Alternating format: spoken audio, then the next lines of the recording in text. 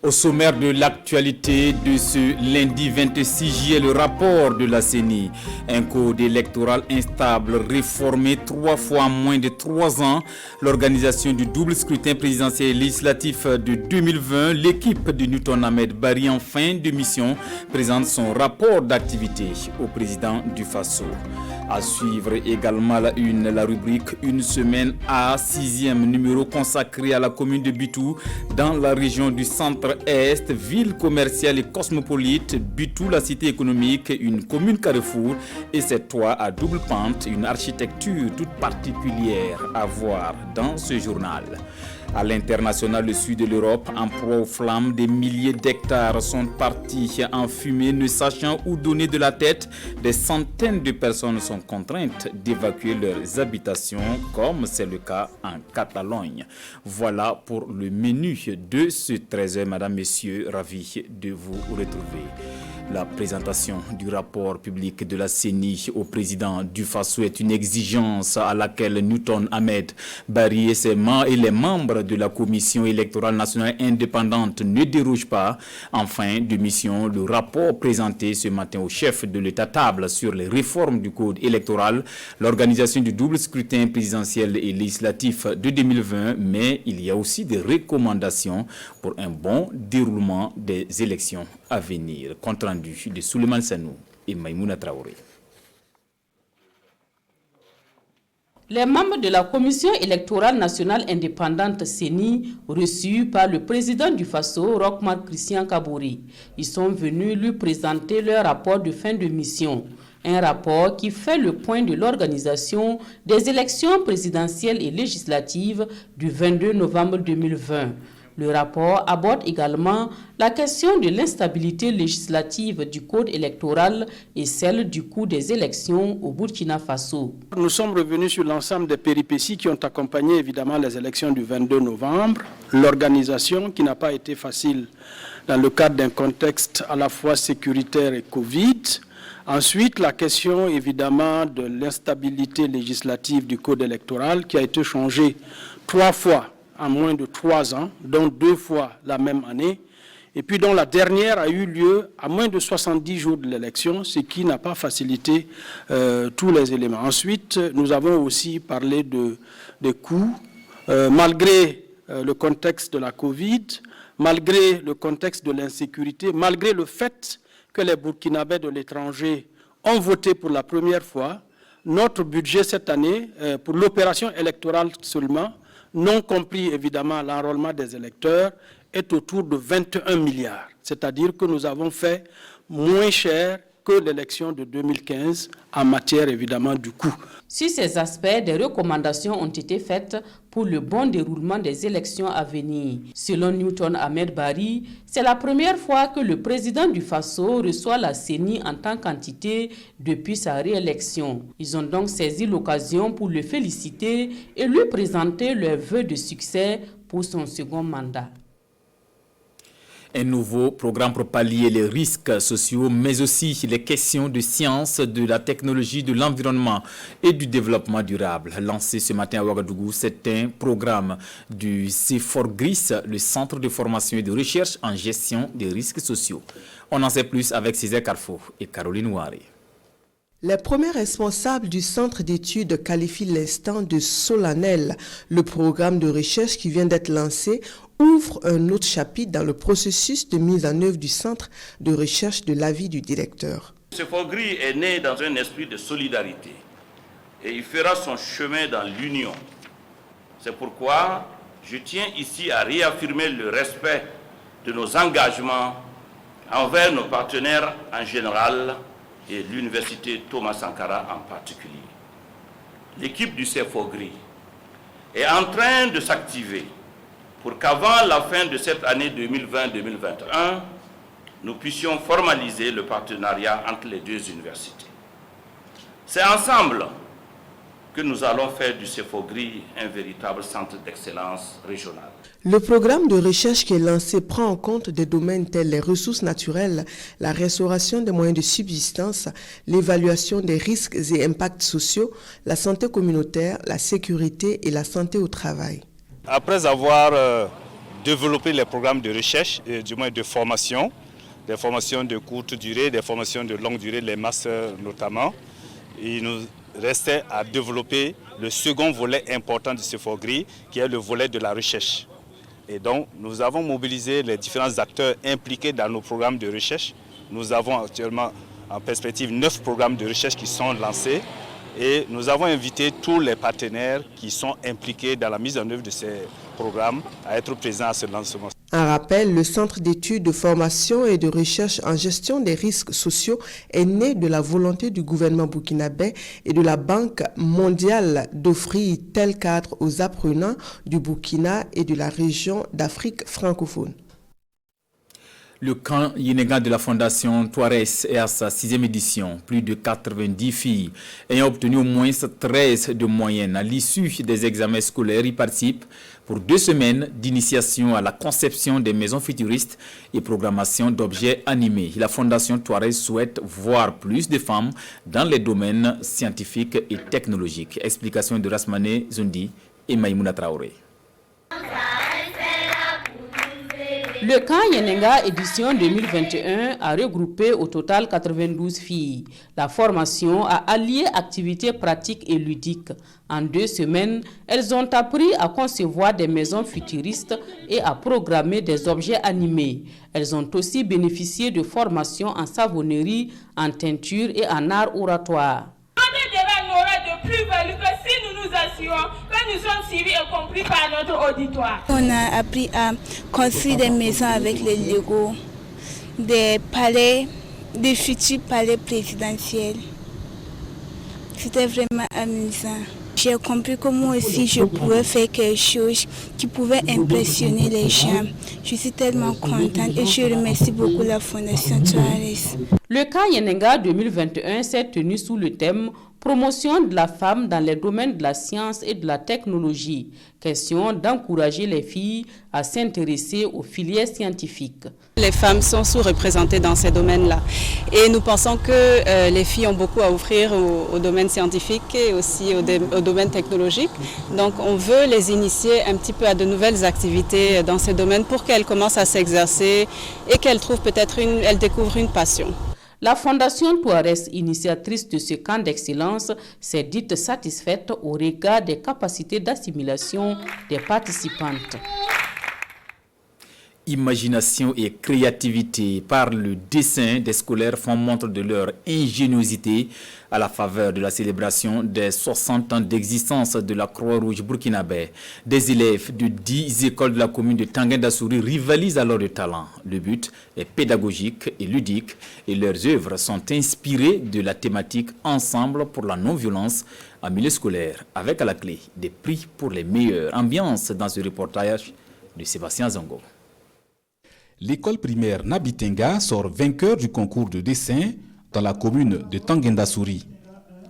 10 établissements étaient en course dans cette compétition organisée par la Croix-Rouge burkinabé sous le thème « Ensemble pour la non-violence en milieu scolaire ». C'est dès le jeune âge qu'on apprend à l'enfant à aimer l'autre, à avoir compassion de l'autre, à secourir l'autre et créer ainsi la solidarité dans son cœur, la compassion. Et c'est pour cela que nous avons organisé une activité pour que les enfants connaissent la Croix-Rouge, avec tous ces principes qui vous ont été cités, pour que ces enfants, à travers l'art, le dessin, expriment les valeurs humanitaires et particulièrement de non-violence, comme le thème l'a indiqué.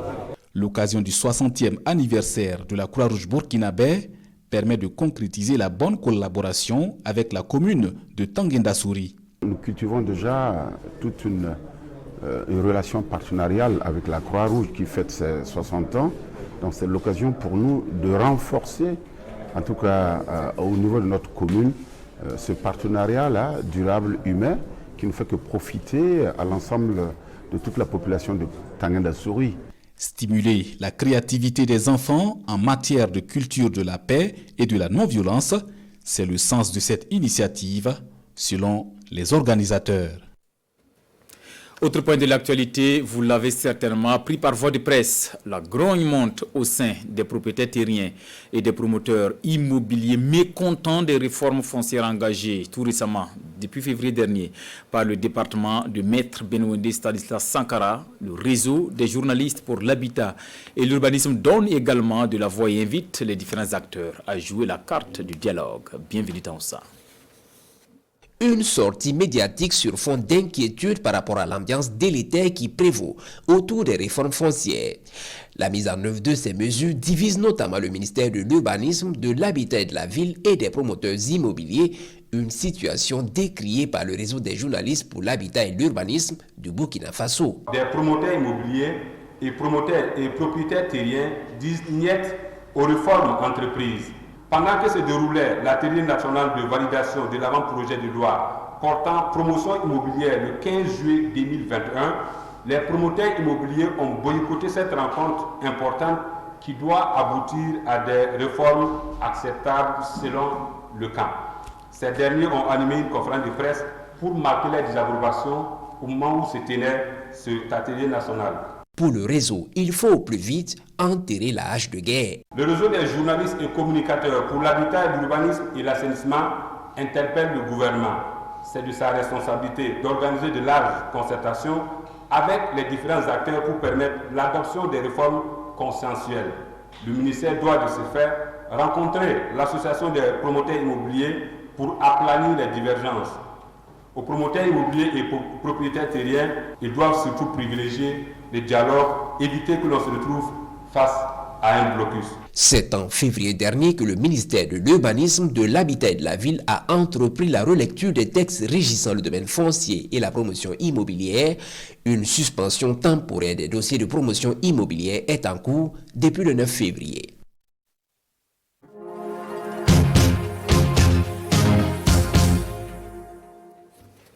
Je vous invite à Bitou, dans le Boulgou, région du centre-est. Bitou n'est pas un chef-lieu de province, mais Bitou a le statut d'une commune urbaine, ville commerciale. Plusieurs activités y sont développées par une population cosmopolite. Bitou et ses potentialités, carte postale, à découvrir dans ce reportage de Souleymane Sanou et Sekou Zongo.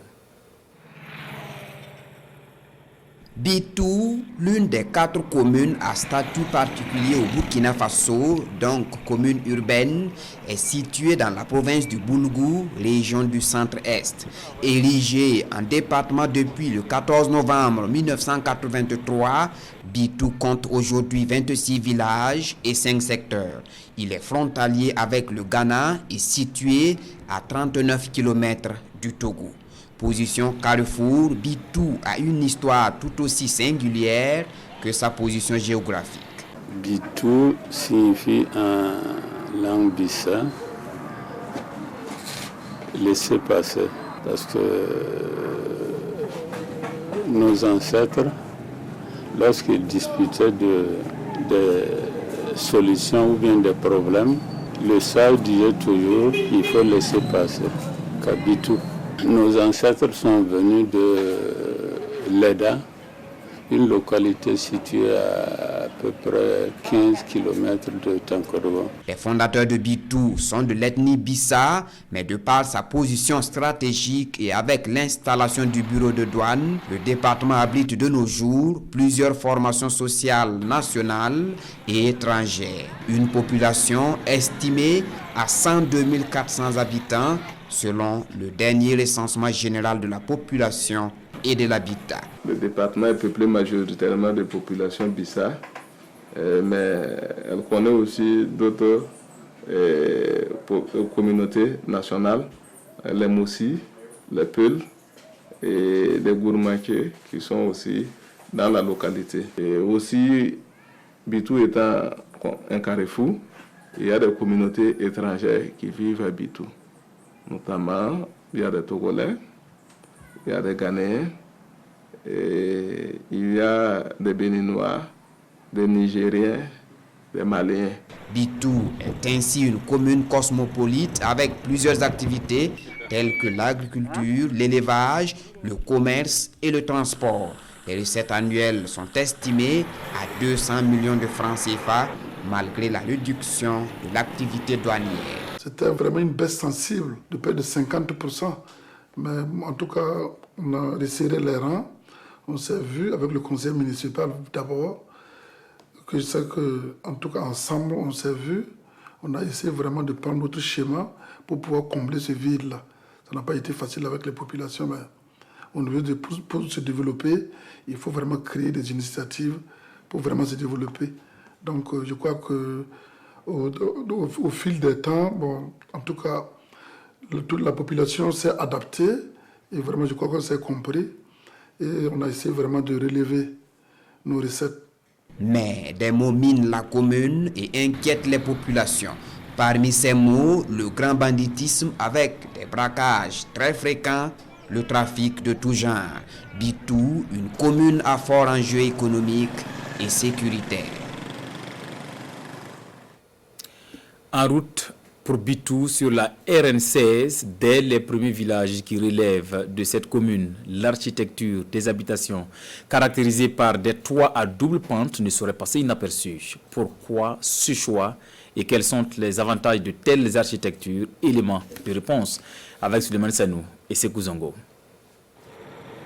Voici le modèle de construction le plus répandu dans la commune de Bitou. Des habitations chapeautées par des toits à double pente, c'est ce qui caractérise une bonne partie des constructions à usage d'habitation de Bitou Centre à Mogomnolé, Zékézé, en passant par Yanguédin. Toutes les constructions ou presque sont faites selon ce modèle inspiré du Togo ou du Ghana. Nous sommes à proximité du Ghana. Nous sommes dans certaines voies, nous sommes à 10-15 km de la frontière du Ghana. Donc c'est bien sûr que nous avons copié l'architecture du pays voisin. Parce que ce qui vous partez au Ghana, ce sont ces genres de constructions que vous allez voir. Au Ghana, au Togo, ce sont les mêmes structures de construction qui existent.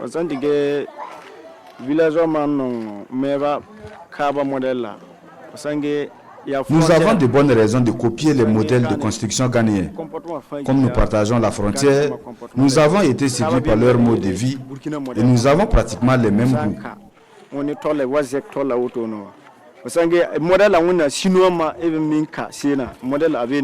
Un modèle venu des pays côtiers et qui présente un avantage esthétique selon les utilisateurs, mais pas seulement. La construction des habitations avec des toits à double pente tend à devenir la norme ici et commence même à conquérir d'autres contrées du pays.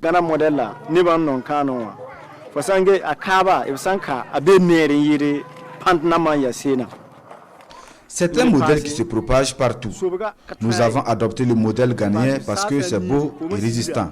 Le toit résiste au vent et ne retient pas l'eau en cas de pluie. Outre ces avantages, l'architecture de la double pente présente un bénéfice économique certain pour les populations, car les matériaux de construction tels que le bois, les tôles et le ciment sont plus accessibles et disponibles à partir de la commune de Bitou, commune frontalière avec le Ghana. Merci au duo Sekou Zongo et Suleiman Sanou en séjour à Bitou pour votre rubrique Une semaine A. On vous retrouve demain. Nos aînés nous repèrent, une source d'inspiration pour nous apprenants. La Direction générale des impôts rend un bel hommage à ces désormais retraités des agents admis à la retraite en 2019 et en 2020. Covid-19 faisant, c'est finalement vendredi dernier que la DGI leur traduit sa reconnaissance. Le point en image avec Moussa Ouedraogo et Marguerite Douagnon. Ils sont au nombre de 73 sur le tapis rouge qui leur est dédié. Eux, ce sont les retraités de 2019 et 2020 de la Direction générale des impôts du Burkina. Une cérémonie d'hommage leur est rendue pour les bons et loyaux services à la nation. En guise de reconnaissance, chaque retraité reçoit une attestation et un don en souvenir. Je voudrais d'abord rendre grâce à Dieu pour tout ce qu'il a fait. Avoir une pensée pour tous nos collègues qui nous ont quittés durant cette longue carrière. J'ai pu effectuer plus de 39 ans au service de l'administration du Burkina Faso, de la Haute-Volta à l'époque, du Burkina aujourd'hui. On est fiers de nous à présent parce qu'on attendait ce jour-là. Nous sommes satisfaits, nous sommes fiers de nous d'avoir accompli du travail et du bon travail. Les retraités comptabilisent entre 8 et 39 ans de service. Ils reçoivent l'accompagnement de la DGI en vue d'une retraite paisible. Donc nous avons mis en place donc une commission qui a travaillé et qui a défini 3 étapes. Et on vous prend en charge, on vous montre comment il faut se conduire dès le premier jour pour préparer sa retraite. Ensuite, à l'orée, c'est-à-dire donc à partir de ceux qui doivent aller à la retraite au bout par exemple de 5 ans. On les forme à l'entrepreneuriat. Et enfin, la 3e phase, la 3e étape, c'est les retraités eux-mêmes. Une fois qu'on est à la retraite, il y a un accompagnement. 1 minute de silence est observée pour ceux partis trop tôt. Toutefois, les retraités marquent leur disponibilité en matière de conseil si besoin se fait sentir.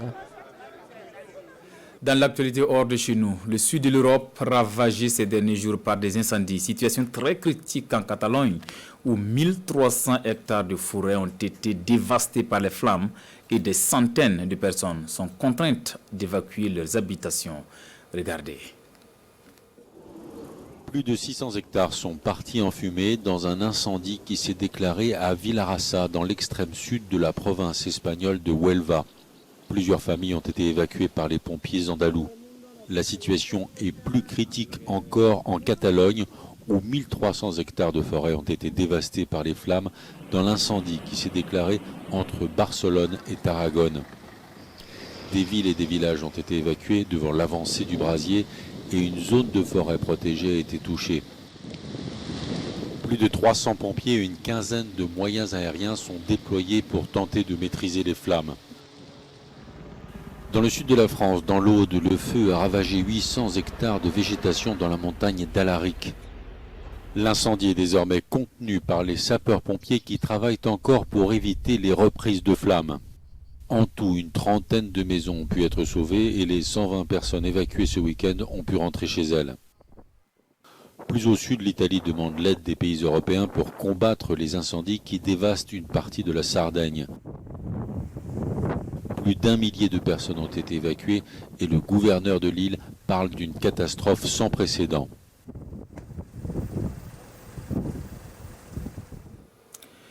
Revue de presse pour réformer cette édition à lire à la une des quotidiens. La sortie du comité CGTB-CNSS qui exige l'application d'une décision de justice. Vous aurez également les échos du 9e traité d'amitié et de coopération entre le Burkina Faso et la Côte d'Ivoire. Lecture croisée des journaux avec Sekou Zongo.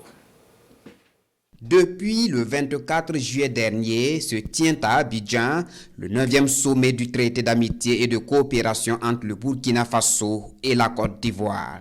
L'actualité est relayée dans les parutions du jour et entre les deux pays plusieurs dossiers, la construction de l'autoroute Yamoussoukro-Ouagadougou, la réhabilitation du chemin de fer Abidjan-Ouagadougou-Kaya et son prolongement jusqu'à Tambawo, l'approvisionnement régulier du Burkina Faso en énergie électrique et en hydrocarbures par la Côte d'Ivoire et la facilitation des échanges sur le corridor Ouagadougou-Abidjan. Des dossiers passés au scanner par des experts à ce 9e sommet, relève Sidouaya, le journal de tous les Burkinabés. Une question essentielle au développement des deux pays, la réouverture des frontières terrestres et la libre circulation des personnes et des biens entre les deux pays. À ce sujet, Sidouaya note que c'est un point également inscrit à examen à la demande du Burkina Faso. Mais, souligne l'observateur Palga, c'est dans un format réduit que se tient ce 9e sommet du traité d'amitié et de coopération entre les deux pays. Car se justifie le journal, en plus de la réduction du nombre de jours des travaux des experts, il faut remarquer l'absence des présidents burkinabés et ivoiriens. Malgré tout, s'exclame Sidouaya, tac, que la symphonie continue. Autre sujet largement relayé par les quotidiens, l'affaire du recrutement frauduleux à la Caisse nationale de sécurité sociale. À aujourd'hui au Faso, l'actualité revient avec la sortie du comité CGTB-CNSS, des syndicats qui réclament l'application des décisions de justice rendues le 17 juin 2021 par la Cour de cassation, la juridiction supérieure de l'ordre judiciaire. Pour l'instant, c'est une sortie médiatique, mais le comité CGTB de la CNSS entend utiliser toutes les pressions possibles pour que les décisions de justice soient respectées. Information reprise par le journal Le Pays. C'était là notre version de l'actualité de cette mi-journée. Merci de votre fidélité au programme de la télévision du Burkina. À bientôt.